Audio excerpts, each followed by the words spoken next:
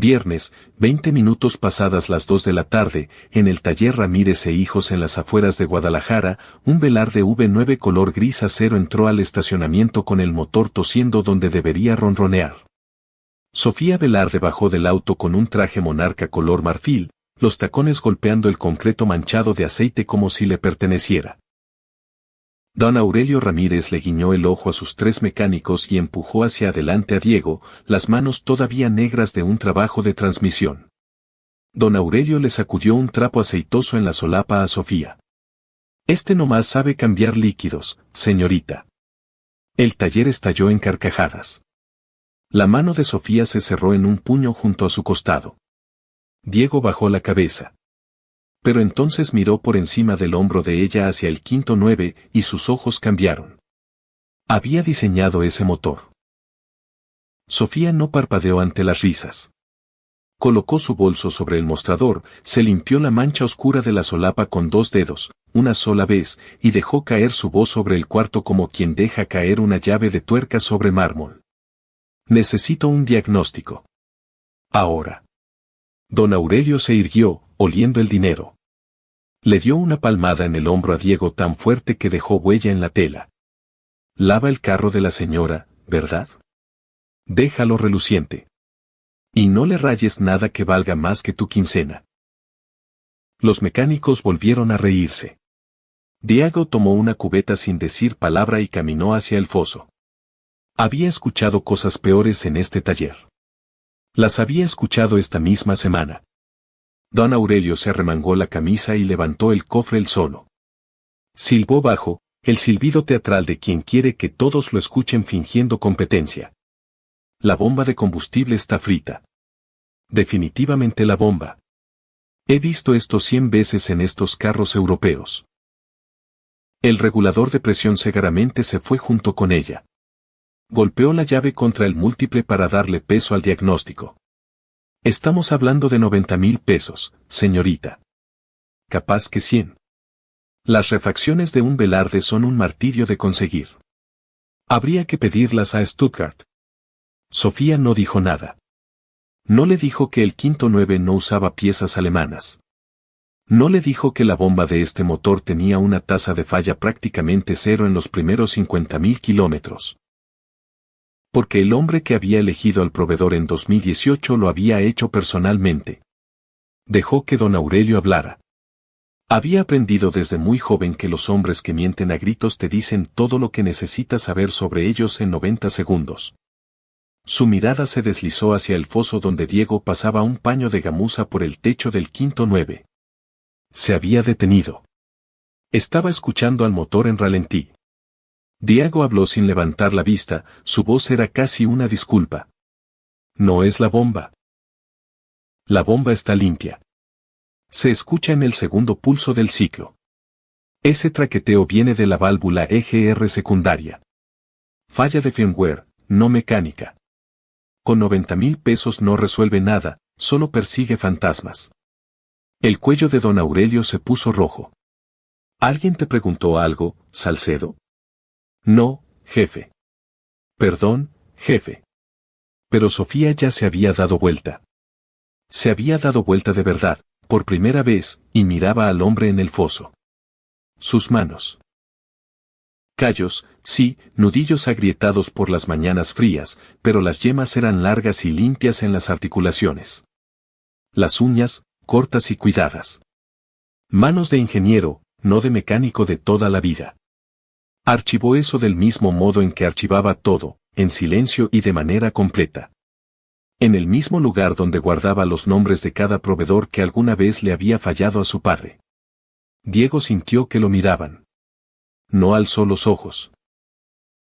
A través del vidrio sucio de la ventana delantera, atisbó una silueta pequeña, Valentina, 7 años, lonchera apretada contra el pecho, parada en la banqueta donde él le había dicho que esperara.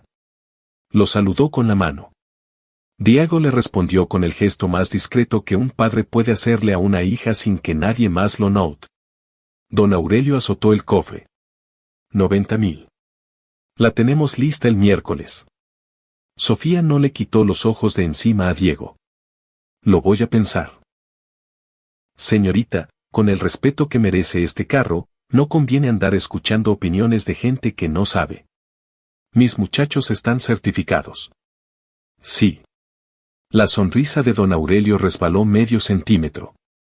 Sofía caminó hacia el foso. Diego siguió puliendo. Ella se detuvo tan cerca que él pudo oler su perfume, algo frío y verde, como lluvia sobre piedra mojada. ¿Qué dijiste que era? Válvula EGR secundaria, señorita. ¿Y la solución? Reflacear la ECU. 40 minutos de mano de obra. $60 de tiempo de diagnóstico, si su distribuidor es honesto con las horas. Sofía estudió la nuca de Diego. La cicatriz tenue que tenía ahí, la clase que te deja una caída contra la esquina de una mesa de trabajo. La manera en que sus hombros se mantenían cuadrados, no encorvados, aunque estuviera puliendo el carro de otro hombre. ¿Cómo te llamas? Diego. ¿Diego qué? Él levantó la vista entonces. Solo una vez. Salcedo, señorita. Ella asintió despacio. Da un modo en que asiente una persona cuando una pieza de rompecabezas encaja en algún rincón lejano de su mente. Luego se dio la vuelta y salió sin pagarle a don Aurelio ni un solo peso. El timbre sobre la puerta sonó una vez. Don Aurelio la miraba irse como si le hubieran robado algo que no sabría nombrar. El timbre sonó de nuevo medio minuto después. Cuando Valentina se coló adentro, era pequeña para sus 7 años. Cabello color miel pálida, tenis raspados en las puntas de tanto correr en banquetas donde le habían dicho que no corriera. Le habían dicho que esperara afuera. Ella había decidido que abrazar a su papá era más importante que las reglas. Caminó directo hacia la cadera de Sofía en su camino al foso, porque Sofía aún no había llegado a su carro. Ay, perdón, señorita, perdón, Valentina agachó la cabeza.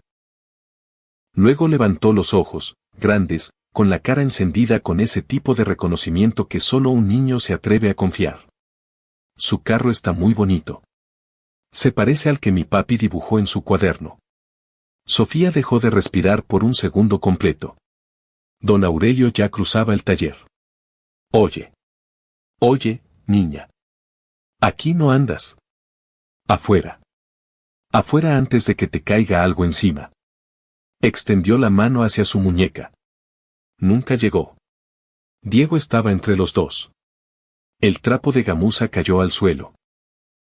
Su voz, cuando llegó, no fue alta. No necesitaba hacerlo. No le toque a mi hija. El taller se congeló. El silbido del compresor pareció bajar de tono. Don Aurelio parpadeó con la boca entreabierta. Uno de los mecánicos más jóvenes dio un pequeño paso atrás sin saber por qué. Incluso el radio en la mesa de trabajo, que había estado murmurando una canción norteña sobre un camino largo a casa, pareció bajar el volumen. Diego puso una mano con cuidado en la coronilla de Valentina. Siéntate en la banca, mi amor. Cómete tu torta. Ahorita voy. Valentina fue, de la manera en que va un niño cuando confía en el adulto que le dijo que fuera. Don Aurelio intentó reírse. El sonido salió delgado.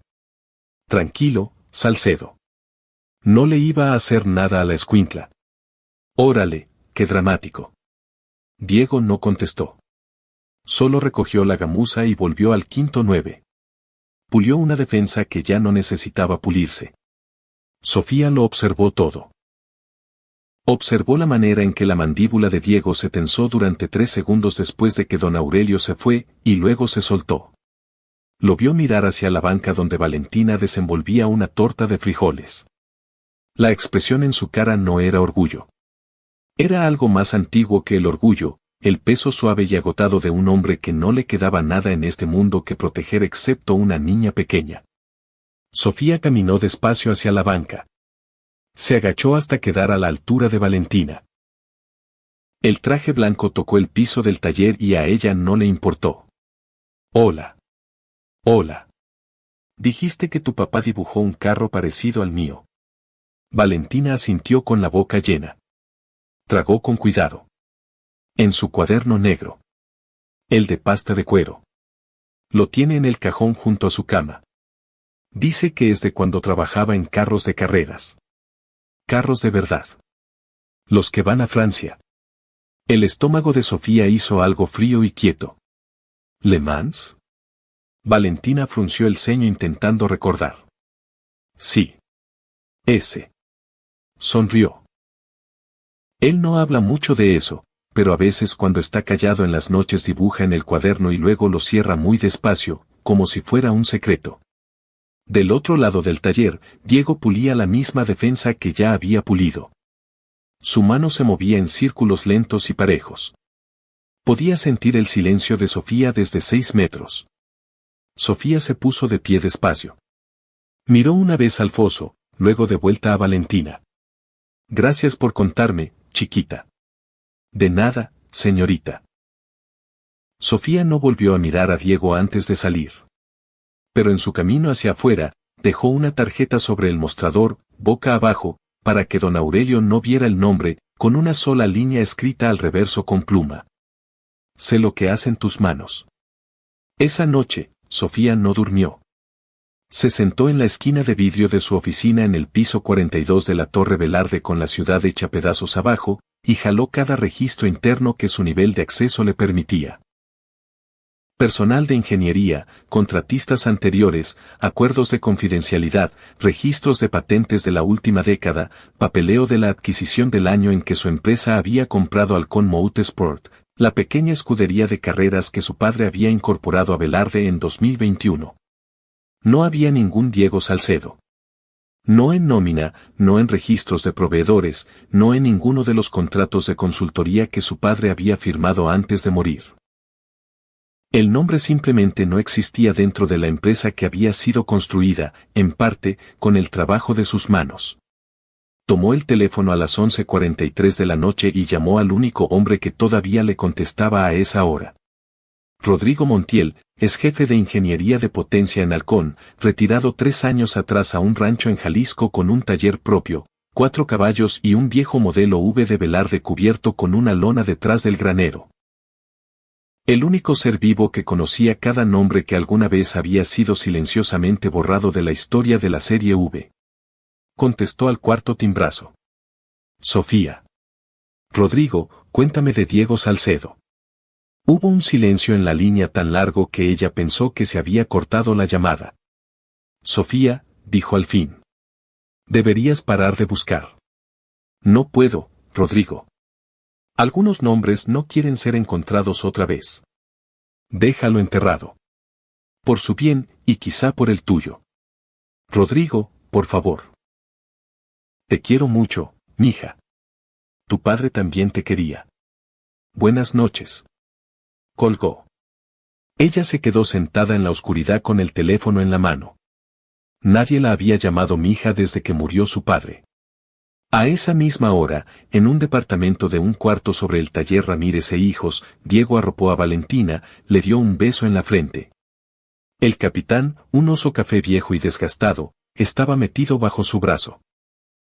La lucecita de noche, una lunita de plástico, dibujaba un círculo amarillo suave en la pared. Diego se quedó en el vano de la puerta un minuto y observó cómo subía y bajaba su pecho. Luego se sentó en la orilla de su propia cama y abrió el cajón de su buró. El cuaderno de piel estaba donde siempre había estado. Lo abrió en la primera página. Un esquema dibujado a mano del tren motriz del quinto 9, cortes transversales, notas de tolerancia al margen en sus propias letras mayúsculas y ordenadas, y en la esquina inferior con tinta oscura, Halcón Motorsport, 2019. Cerró el cuaderno. Se quedó sentado con él sobre las piernas durante mucho tiempo, escuchando respirar a Valentina en el cuarto de junto. Luego lo regresó al cajón y apagó la lámpara. A la mañana siguiente, Sofía cruzó la puerta del taller de nuevo. Esta vez no traía el traje. Jeans, chamarra de piel negra, cabello recogido. Don Aurelio, con el café a medias, casi se atragantó. Señorita, qué sorpresa tan temprano. Sofía lo atravesó como si fuera una silla. Diego. Él levantó la vista de un trabajo de frenos. Las manos se le detuvieron. Me gustaría que me acompañaras a la Torre Velarde. 1 hora. Solo te pido eso. Don Aurelio soltó una carcajada que quería ser fuerte y salió resquebrajada. Le está tomando el pelo, Salcedo. Cuate, tiene una hija que alimentar. Sofía no se dio la vuelta. Lo regreso antes del mediodía. Diego la miró un segundo largo. Pensó en Valentina ya en la escuela. Pensó en el cuaderno de piel en el cajón. Pensó en el motor del quinto 9 tosiendo en el foso. Se limpió las manos con un trapo. Ándale pues. 42 pisos sobre el centro de Guadalajara, el elevador abrió a un pasillo que la mayoría de los empleados de Velarde no sabían que existía. Paredes blancas, sin señalamientos. Una sola puerta biométrica al fondo de un corredor que terminaba sin aviso. Sofía apoyó la palma en el lector. La puerta susurró al abrirse. Adentro, bajo reflectores fríos, estaba el prototipo Velarde V12. Negro mate, bajo, hermoso de la manera en que ciertos animales son hermosos, construido para un solo propósito, indiferente a todo lo demás. Un equipo de 7 ingenieros estaba alrededor en batas blancas. Se dieron la vuelta al escuchar la puerta y se congelaron cuando vieron a quien había traído Sofía. Este es Diego, dijo Sofía. Está aquí para escuchar. Un hombre al fondo dio un paso adelante. Alto, canas en las sienes, traje cortado con filo suficiente para cortar. Hernán Fuentes, director de operaciones. Miró a Diego de arriba abajo de la manera en que se mira una mancha en el piso. Dime que es broma. No lo es. Metiste a un mecánico al cuarto de Milán 6 semanas antes del lanzamiento. ¿Perdiste la cabeza? Se volvió hacia Diego con una expresión casi divertida. ¿Siquiera sabes cómo se ve una línea de código de EQ, amigo? Diego no le respondió. Caminó más allá de Hernán, más allá de los ingenieros, más allá del suave zumbido de los equipos de diagnóstico. Puso la mano sobre el cofre del prototipo, plana, con la palma entera. Como un médico que apoya la mano en el pecho de un paciente. Se quedó así casi un minuto.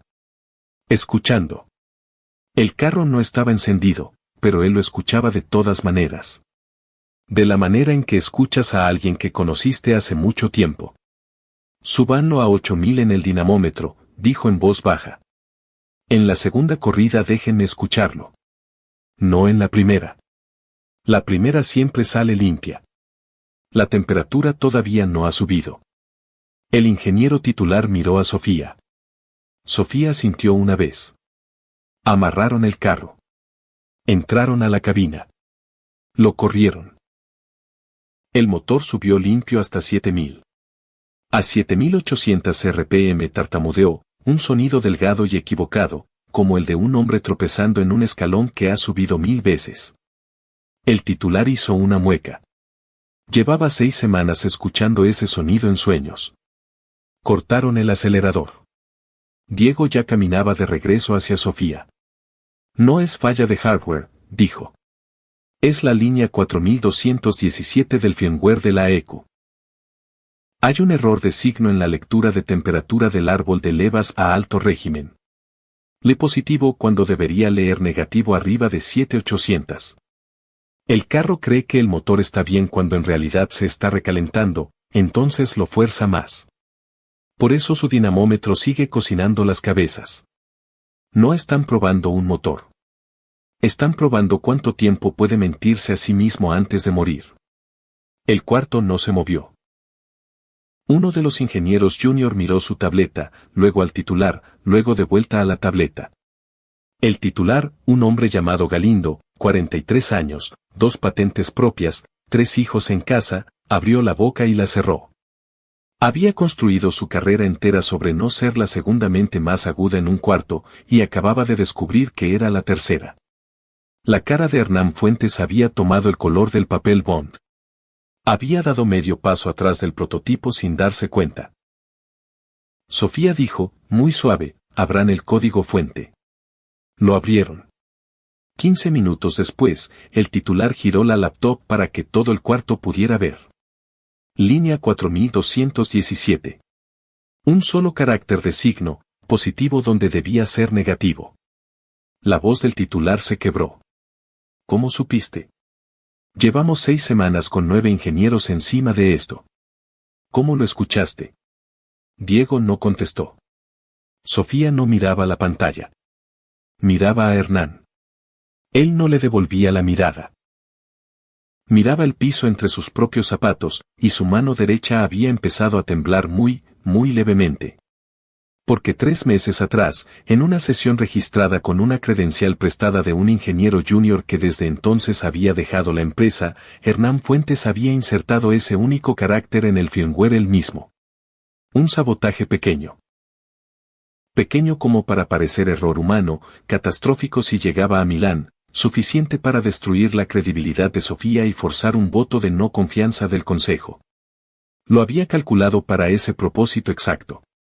No había planeado que un hombre con botas de trabajo pusiera la mano sobre el cofre y lo oyera. Sofía dijo, todos afuera, menos Diego. Salieron. Hernán, el último, despacio, como si sus piernas estuvieran aprendiendo a caminar de nuevo. La puerta se cerró detrás de él con el suspiro neumático de algo diseñado para guardar secretos. Cuando la puerta se cerró, Sofía se giró hacia el hombre de la camisa de trabajo y las botas gastadas, el hombre que tenía todavía una uña con grasa debajo. ¿Quién eres de verdad? Diego miró el prototipo un momento largo antes de responder. Diseñé el quinto 9 que manejaste al taller de Ramírez. Las 3 primeras iteraciones del tren motriz, 8 horas diarias durante 4 años en Halcón Motorsport.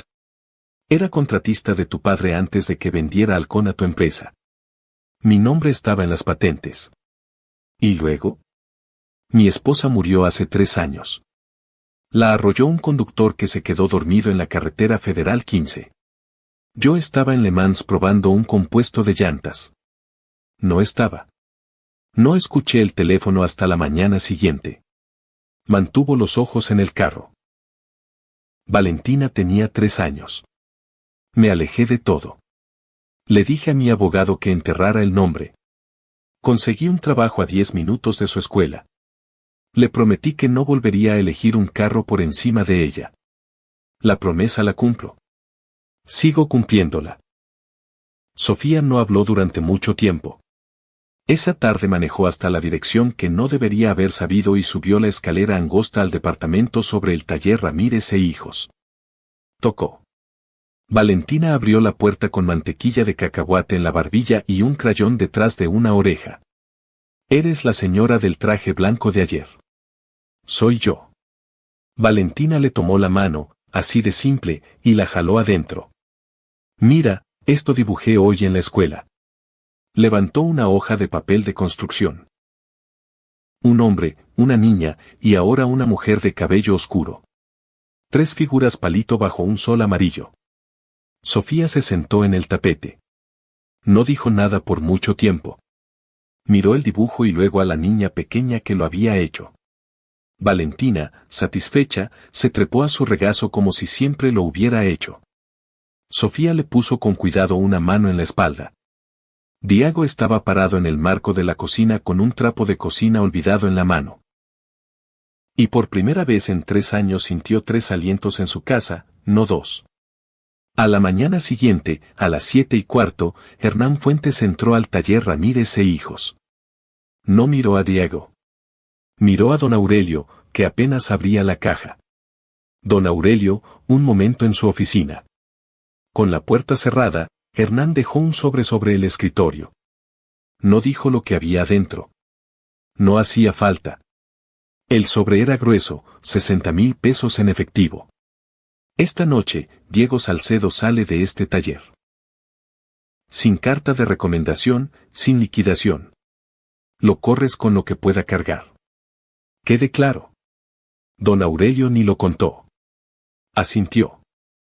Llevaba 4 meses sin pagar la hipoteca del local y había dejado de dormir en diciembre.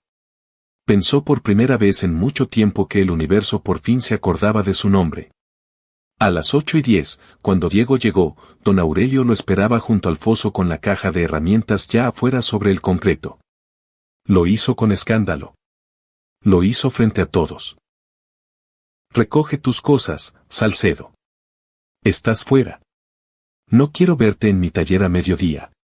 No vengas por tu última quincena, no hay. ¿Te crees mejor que yo porque una vieja con dinero te miró 2 veces? Anda a ver qué encuentras. Diego se quedó un momento mirando la caja de herramientas roja y golpeada que su padre le había dado cuando tenía 19 años, la que todavía tenía sus iniciales rayadas en la parte de abajo con letra de adolescente. La levantó por el asa. Miró a don Aurelio. Sonrió. Apenas. Gracias, don Aurelio. Me acaba de dar la libertad. Salió al estacionamiento con la caja en una mano. No miró atrás. Los otros mecánicos lo vieron irse. Ninguno habló. El más joven miró al suelo como si hubiera reprobado un examen del que no sabía que estaba siendo evaluado. En casa había un sobre la barra de la cocina. Valentina había recogido el correo y lo había acomodado con cuidado, como hacía siempre. Velarde Cruz-Ligo. Lo abrió parado. 3 semanas antes, en silencio, Sofía Velarde había comprado la hipoteca vencida del taller Ramírez e Hijos del Banco Regional que estaba a punto de ejecutarla. Don Aurelio llevaba 4 meses de atraso. Todavía no lo sabía. Era, a partir de la fecha de cierre, empleado de una empresa tenedora propiedad total de Velarde Automotriz. Trabajaba para la mujer a quien le había tirado un trapo con aceite encima. Y acababa de aceptar 60,000 pesos de un hombre que estaba a punto de ser despedido de su empresa. Diego todavía miraba la escritura cuando sonó su teléfono. Diego. La voz de Sofía estaba firme, pero debajo de esa firmeza había algo delgado y a punto de romperse. Te necesito. No para Milán. El consejo se reúne el lunes por la mañana. Hernán ha llamado a los consejeros todo el fin de semana. Tiene los votos para removerme a menos que yo entre a esa sala con algo que él no pueda responder. Una pausa. Creo que voy a perder la empresa de mi padre. Diego miró el sobre. Miró la fotografía en el refrigerador, Valentina y su mamá. Un verano 2 años antes de que Sara muriera. ¿A qué hora? Lunes. A las 9. Ahí voy a estar a las 8. Traigo a Rodrigo. Hubo una pausa larga al otro lado de la línea. Por mí no va a venir. Sofía, por mí sí va a venir.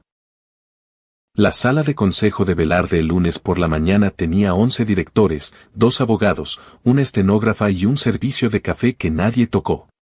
La mesa de roble largo había sido un regalo de bodas del primer consejo al padre de Sofía 42 años atrás. Las iniciales de Sofía no estaban grabadas en ningún lado. Las de su padre estaban talladas en el reverso de la silla de la cabecera, en un lugar donde solo ella había mirado alguna vez. Hernán Fuentes estaba parado en la cabecera, en la silla del padre de Sofía, con un traje gris marengo, y leyó de un informe preparado. Su voz era calmada. Sus manos no temblaban.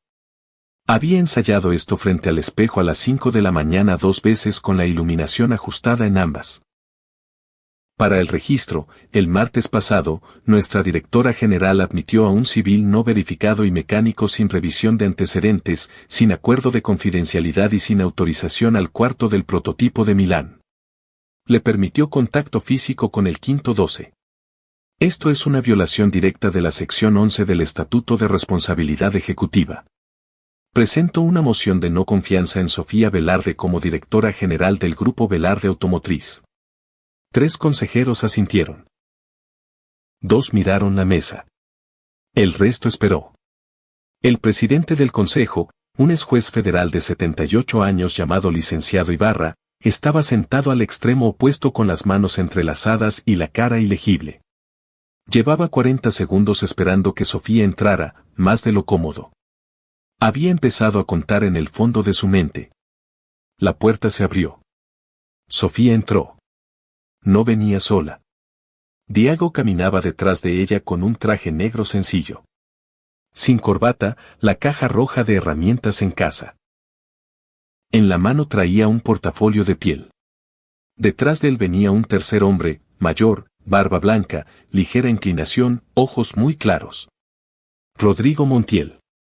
La boca de Hernán se jaló en algo que quería ser una sonrisa y no terminó de serlo. Ah, nuestro mecánico. ¿Qué nos va a hacer, Sofía? ¿Leerle poemas al consejo? Diego no lo miró. Colocó el portafolio sobre la mesa y lo deslizó hacia el licenciado Ibarra.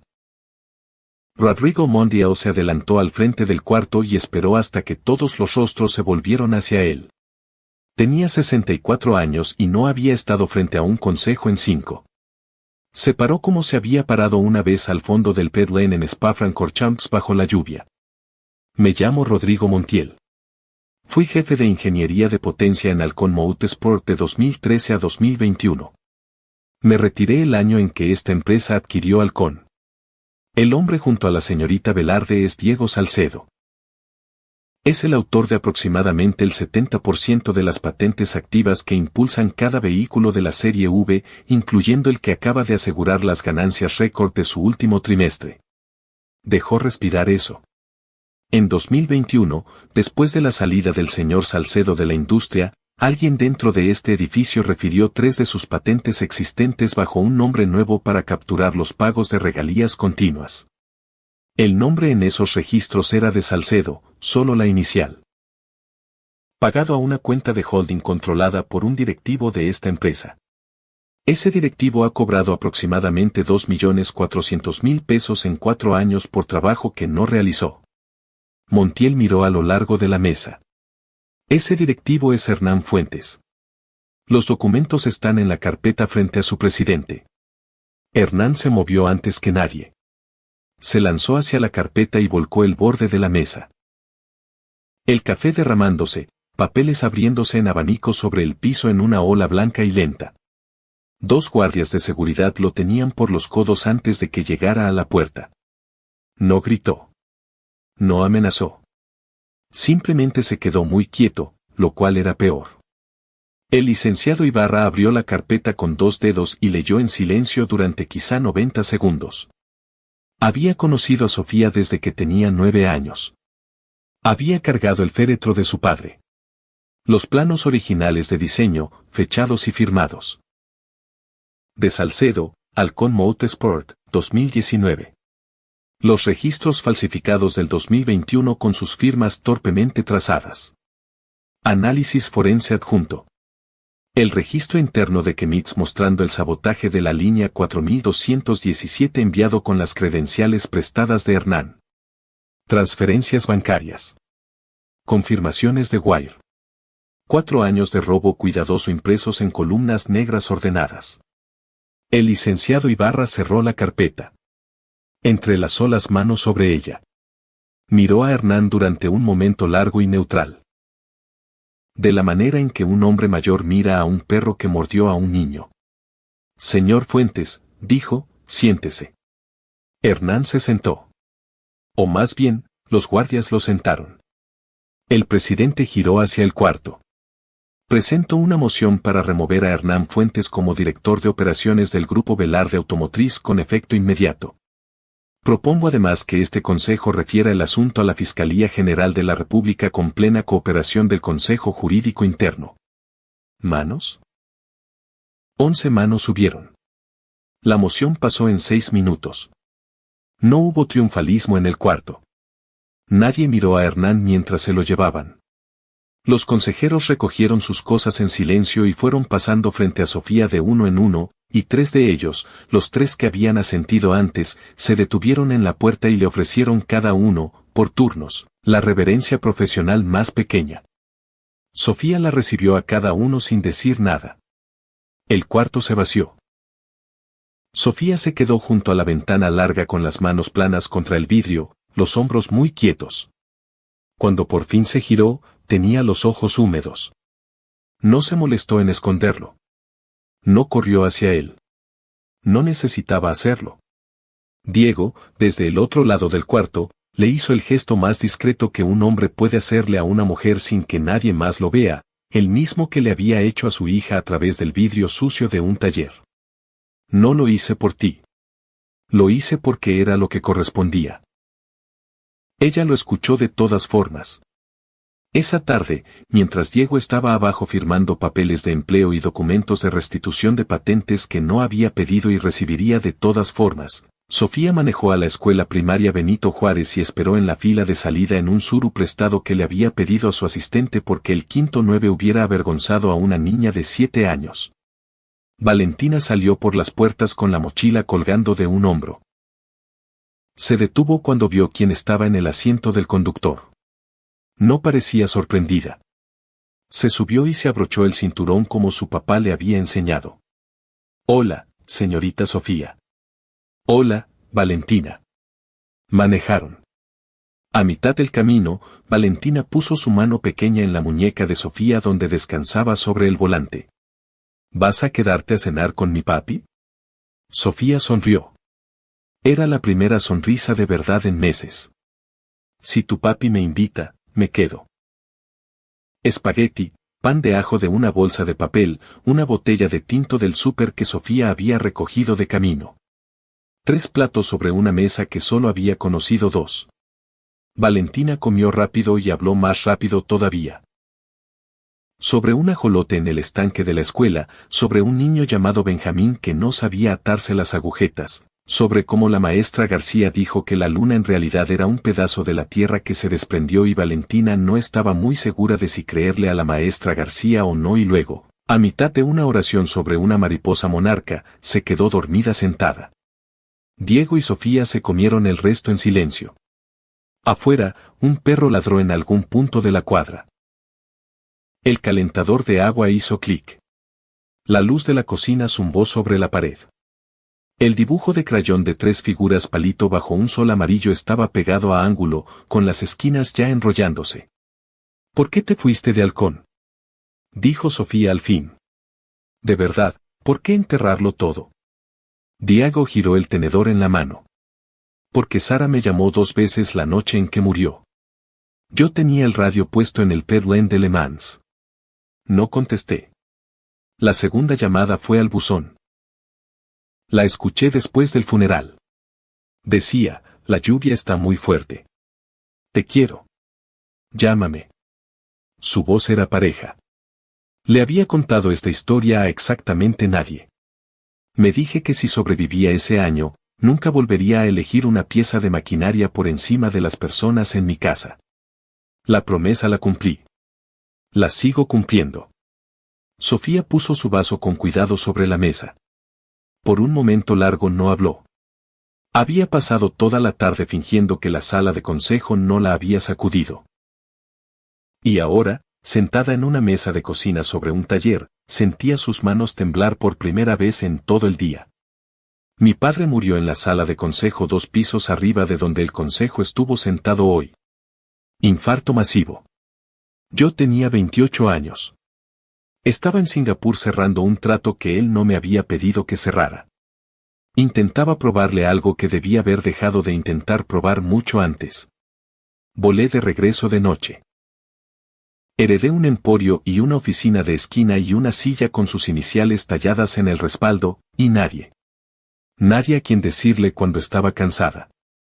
Miró sus manos. Estoy cansada la mayoría de los días. Se quedaron con eso. Ninguno de los dos lo llenó. Compraste el taller, dijo Diego después de un momento. ¿Antes de todo esto? Sí. ¿Por qué? Lo pensó durante mucho tiempo antes de contestar. Porque ese hombre lastimó a tu hija con palabras y yo tenía el dinero para asegurarme de que ningún hombre en ese local volviera a levantar la mano cerca de ella. No planeaba decírtelo. No planeaba nada. Solo no podía pasar frente a ese edificio sabiendo que podía haber hecho algo y no lo hice. Diego la miró a través de la mesa. Asintió una vez. No dijo gracias. El gracias ya estaba dentro del gesto, como la mayoría de sus oraciones importantes. Valentina se había deslizado de costado en el sofá, con la boca abierta, los brazos alrededor de un oso café viejo llamado Capitán. Diego se puso de pie y la levantó con cuidado, de la manera en que la había levantado todas las noches durante 3 años, y la llevó por el pasillo corto. Cuando regresó, Sofía estaba junto a la ventana. La luna colgaba baja sobre las azoteas de la siguiente cuadra. Iluminaba un lado de su cara y dejaba el otro en sombra. Diego caminó hacia ella. Se detuvo a un paso de distancia. Ella no se dio la vuelta. No necesito que te acerques más ahorita. Solo necesito saber, ¿te vas a quedar? Sí. Esa fue toda la conversación. Sin beso, sin acercamiento, solo un aliento y otro más, un hombre y una mujer a un paso de distancia en una cocina sobre un taller mientras una niña dormía al fondo del pasillo. Afuera, en algún punto, la ciudad seguía moviéndose. Adentro, durante un minuto largo, nada lo hacía. 6 semanas después, Milán. El prototipo Velarde V2 se rodó al escenario bajo luces de arena y un sistema de sonido afinado a tono bajo y limpio. 2000 periodistas, distribuidores y competidores contuvieron el aliento al unísono. Sofía Velarde estaba en el podio con un azul marino profundo y dejó que el silencio trabajara para ella antes de inclinarse al micrófono. Este proyecto, dijo, fue rescatado por un hombre al que casi nos perdemos. Un hombre que trabajaba en un taller a 12 kilómetros de las oficinas de esta empresa mientras 3 de sus patentes le pagaban la hipoteca a otro hombre. Un hombre al que, cuando lo encontramos, estaba puliendo el carro de alguien más e intentando alimentar a su hija con lo que ganaba a la hora. Damas y caballeros, Diego Salcedo, nuestro nuevo director de ingeniería de potencia. Diego salió desde el costado del escenario con un traje negro que le quedaba como si hubiera nacido dentro de él. Los flashes no le hacían nada. Ya lo habían fotografiado antes, en otra vida. Recorrió la tercera fila con la mirada hasta encontrarla. Valentina, con un vestido azul marino y calcetas blancas, sentada sobre los hombros de Rodrigo Montiel, agitando los 2 brazos como si dirigiera un avión a la pista. Diego sonrió. No le devolvió el saludo. No necesitaba hacerlo. Ella ya sabía. El aplauso duró 40 segundos. Sofía lo dejó. Luego se hizo a un lado y le cedió el micrófono. Las únicas palabras que diría en toda la noche. La única oración que había preparado. Este carro, dijo, fue construido por un equipo. No por un solo hombre. Estoy agradecido de volver a ser parte de uno. Dio un paso atrás. Las cámaras siguieron disparando.